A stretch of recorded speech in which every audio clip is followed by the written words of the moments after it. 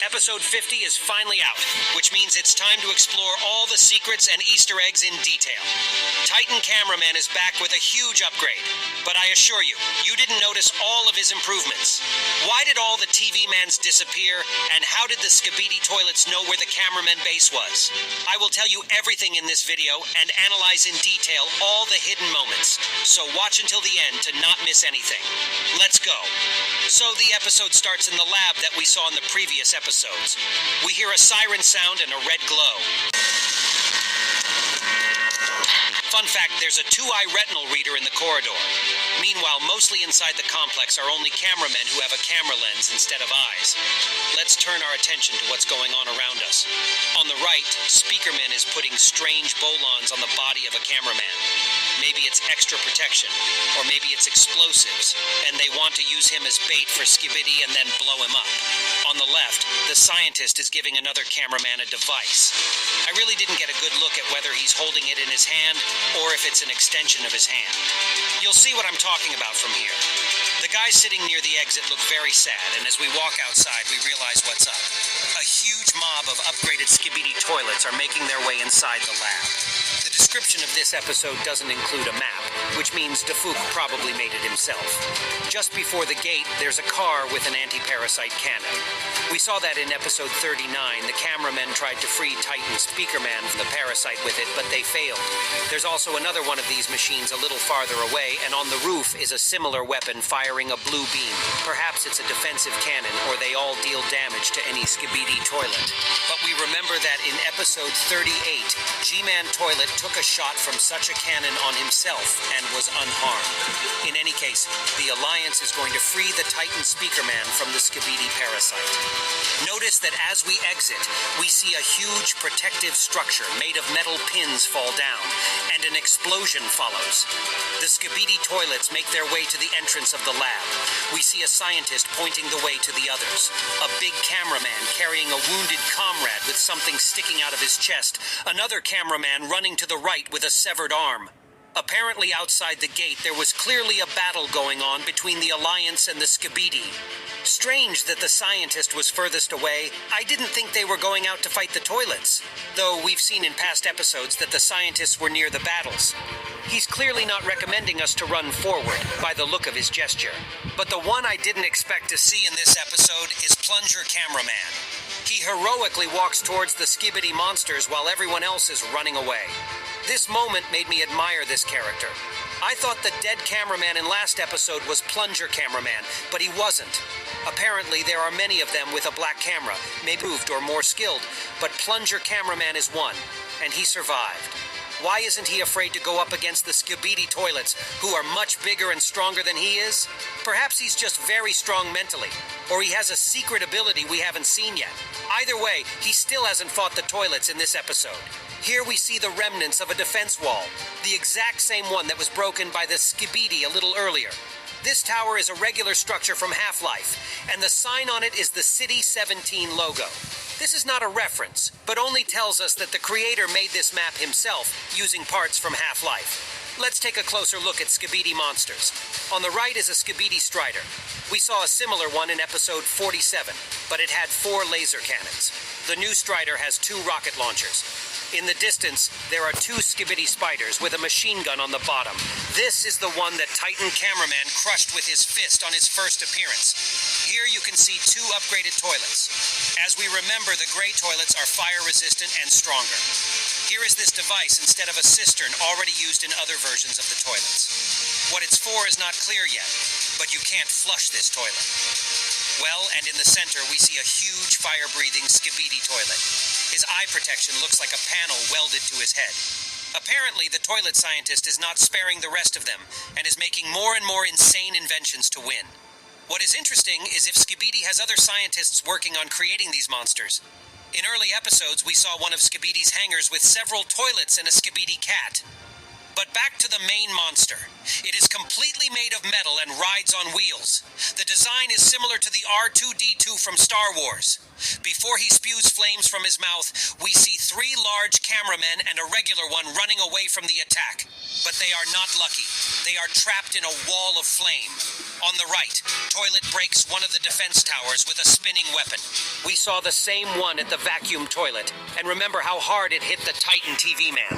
During the explosion, you can see the broken fence that lies a little further away. The flying SWAT toilets are also armed with grenade launchers, but it looks like each of them can only fire once, because then they have to go back and reload. Just like the machine gun on the bottom, the grenade launcher makes them vulnerable, because such creations can't stand and drive on the ground. They appear to be disposable. That said, it's not like the huge Skibidi Titan helicopter from episode 49, because that one was much bigger. But in episode 44 we saw similar toilets, but they had machine guns on the sides. Maybe they've been upgraded now. We see the defense tower closest to us start to fall before the shot is fired. And in the beginning, we saw one of the cameramen running on it. Looks like the poor guy's in trouble. The beam from the defense cannon blows up the SWAT toilet because it hits the rocket in the grenade launcher and it explodes. Cameraman who is running in the distance managed to escape. Note that the R2-D2 toilet has small wheels. This is the second wheeled toilet we've ever seen before. But the event we've all been waiting for is happening. The Titan that hasn't shown up since episode 23 is finally appearing. He really hasn't been improved for nothing for so long. Notice the faces of the Skibidi spiders when they see him. It's even funnier when you remember that Titan destroyed the most exactly the spider toilets. Let's take a look at Titan's improvements. First of all, he now has a hammer, which is also improved by Jetpack's turbine. A similar turbine was on Titan TV Man's back, but this one has a blue flame. It's needed to boost hits by the huge hammer. On his left arm, we see an interesting cannon. First, it puts out a glow similar to that of Cameraman's core, after which it blasts anyone in its path. As we remember earlier, when Titan defeated Triple Toilet, the effects of the core only caused Skibidi's face to smoke a little. You can see how much Titan's equipment has improved. Incidentally, right where the cannon is now, the engineer cameraman was doing something with a welding machine in episode 23. Also, in addition to the jetpack, Titan now has folding wings. Now he can fly farther and maneuver better.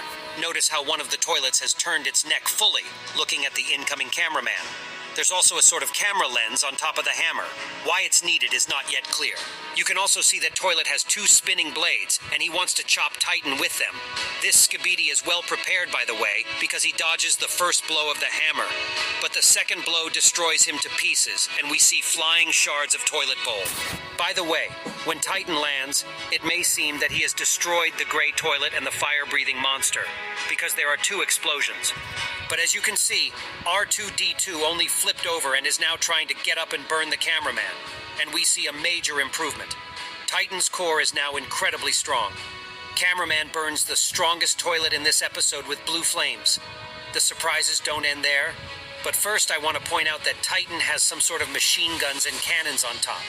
Maybe it's needed to fly better, but for some reason it looks more like a weapon. Notice that Titan doesn't react to the lasers or the explosion of the rocket. It looks like his body has been enhanced with heavy armor. Now for the most interesting improvement. Perhaps not everyone noticed how his hand turned into a powerful magnet, but almost immediately we see the hand in this place again. But I'll show you. Notice right here how the magnet appears in the place of the glove. Also, when Titan has already pulled the flying toilet to himself, the hand grows back in its place. I can assume that he is capable of instant regeneration, so shots and explosions are not dangerous for Titan. Now let's pay attention to the small details. The core in the chest is now better protected. Before it was just a sticking out camera lens, but now there's a whole structure with metal claws. There are still the same black upgraded cameras on the shoulders, but I didn't notice the flash on the head. Above the main camera, we see some sort of metal fin with a red light visible at the top. It's probably a laser cannon, similar to the latest invention of the TV Mans. By the way, we don't see any TV Man around. It's very strange that they are not there, because they know exactly where the lab is. In the last episode, they delivered the wounded here. But let's move on to Titan. He has a glowing circle on the sides of his head. His coat is also noticeably longer than it was before. Maybe the construction above the camera is to protect him from parasites. After all, if such a strong fighter is infected and starts fighting on the side of the Skibidi toilets, the chances of the cameramen will be very low. Titan shows the famous gesture, and all the other cameramen give a thumbs up. I felt this atmosphere of relief and thankfulness. The cameramen almost had no chance, but after all this time, help had finally arrived. This is exactly what was talked about at the beginning of the season. Note that the speakermen don't give a thumbs up. Their usual reaction is to dance, but right now they're still not dancing. Maybe they're sad because their Titan is still infected and can't fight, or maybe they're just in shock at what they've seen. I was shocked to see everything that was going on in this episode. We also see that it's not just a lab, but a huge complex that is many floors high. It may have many sections where they assemble and improve the cameramen and speakermen. But where are the TV men? I still don't trust these guys, as they've already abandoned the other Alliance members in a difficult time. Maybe they just didn't know about the attack on the base in time. Maybe they have another base or are in a separate building. We have yet to find that out. What became of the plunger cameraman who so desperately went into battle alone? Luckily, he survived. We see him right here in this shot when the toilets are no longer around. I really like this guy. He's brave and well-trained. I'm glad he's alive, and I'm sure there's a special role for him in this show. You might think that this cannon works like the hypnosis of TV men, but it doesn't. When Titan destroys the spider from the back, it still works and Skibidi explodes. Also notice with what sound the fire-breathing toilet rises. Now notice its neck. It looks like it's cut. He seems to rise up on his last breath to try and destroy the Titan, realizing that he's definitely not going to survive anymore. The Skibidi are very selfless in battle. Maybe they are controlled and manipulated like robots. That's why they do such crazy things. I've also noticed that most of the toilet Skibidi go into battle without eye protection. Maybe this is all happening in a very distant location where the TV men never showed up. The war seems to be going global and being fought over a very large area. While Titan was setting the monster on fire with the flames from his core, we see a strange shape on his barrel. It's like another Skibidi toilet is sitting there controlling him. Yes, it sounds weird because to control these monsters you just need to be safe and use electronics, but then it's unclear to me what it is. If you have any guesses, write in the comments. When SWAT Toilet flies away at the end, we see that his grenade launchers are unloaded and he's become useless. Apparently they really are disposable. By the way, I suspect that the toilets from episode 23 did not survive, because otherwise the Skibidi would have found the cameramen base sooner and tried to attack Titan and the scientists. I suspect the TV men are traitors and told the toilets where the base was. In the last episode, we see them teleporting wounded fighters here. And a little while later, the Skibidi army is already breaking down the fence from the base. That's very strange to me. I'm sure after this episode we'll see the final battle of G-Toilet and Titan Cameraman. Based on how many guns the scientists have invented, Speakermen will soon be released from the parasites and join the Alliance side as well.